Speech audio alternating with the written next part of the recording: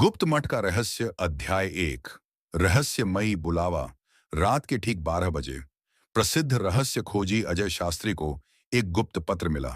काले कागज पर लाल स्याही से लिखा था, महाराज जाग चुके हैं, सत्य की रक्षा करो, अन्यथा सर्वनाश निश्चित है।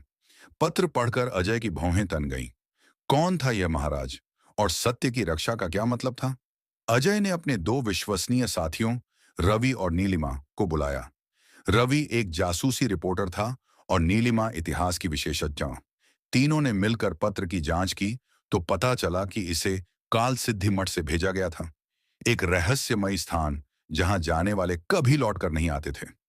क्या तुम लोग तैयार हो? अजय ने पूछा। अगर सस्पेंस है तो मैं जरूर चलूंगा, रवि मुस्कुराया। इतिहास के ऐसे रहस्यों को उजागर करना मेरा काम है, नीलिमा ने कहा। तीनों उसी रात काल सिद्धि मठ के लिए रवाना हो गए। अध्याय 2।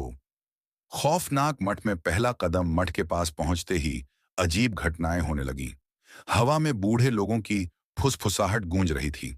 घने पेड़ों के बीच एक झुकी हुई छाया हिलती हुई दिखाई दी। जैसे ही उन्होंने मठ का विशाल लकड़ी का दरवाजा खोला, अंदर घना अंधेरा था। दीवारों पर अजीब आकृतियां बनी थीं, जिनमें से कुछ पर खून के धब्बे लगे थे। ये जगह तो किसी तांत्रिक अनुष्ठान का केंद्र लगती है, नीलिमा ने सरगोशी की। अचानक उनके सामने काले वस्त्र में लिपटा एक व्यक्ति आ खड़ा हुआ। उसकी आंखें लाल अंगारे जैसी चमक रही थीं। तुम्हें यहां नहीं आना चाहिए था। अगले ही पल दरवाजे अपने आप बंद हो गए और चारों ओर भयंकर चीखें गूंजने लगीं। अध्याय 3। महाराज का जागना। तीनों तेजी से पीछे हटे, लेकिन फर्श हिलने लगा, दीवारों से रक्तस्राव होने लगा और अचानक मठ के बीचों बीच जमीन फट गई। अंदर से एक भारी सिंहासन पर बैठे एक राजा की आकृति प्रकट हुई। यह कोई साधारण राजा नहीं था।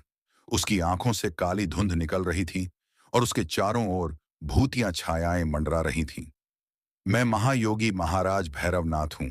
मैंने 300 साल तप किया था, लेकिन लोगों की लालच ने मेरे मठ को नष्ट कर दिया। अब मुझे न्याय चाहिए।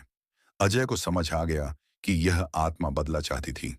आपका न्याय किससे चाहिए? अजय ने पूछा। उनसे जो आज भी इस मठ की शक्ति का दुरुपयोग कर रहे हैं, महाराज गरजे। नीलिमा ने झट से एक पुरानी किताब निकाली, जिसमें लिखा था कि इस मठ में गुप्त खजाना और शक्तिशाली तंत्र मंत्र छुपा था। कुछ तांत्रिक इस शक्ति को अपने काले जादू के लिए इस्तेमाल करना चाहते थे। अध्याय 4। अंतिम युद्ध। अजय, रवि और नीलिमा को अब समझ आ गया था कि असली दुश्मन कौन था। मठ में छुपे काले जादू के साधक। तभी हवा में तेज झंझावात उठा और काले वस्त्रधारी कई लोग प्रकट हुए। उन्होंने अजीब मंत्र पढ़ने शुरू कर दिए, जिससे महाराज की आत्मा अस्थिर होने लगी। हमें इन्हें रोकना होगा, रवि ने चिल्लाया।